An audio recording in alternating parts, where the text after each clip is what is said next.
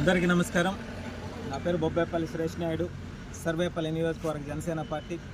ఈ సర్వేపల్లి నియోజకవర్గంలోని ముతుకూరు మండలం అంటే పారిశ్రామికంగా, ఆర్థికంగా ఎంతో అభివృద్ధి చెందుతున్నటువంటి మండలం. అదేవిధంగా పొల్యూషన్ కోరల్లో కూడా చిక్కుపోయినటువంటి మండలం ఈ ముతుకూరు మండలం.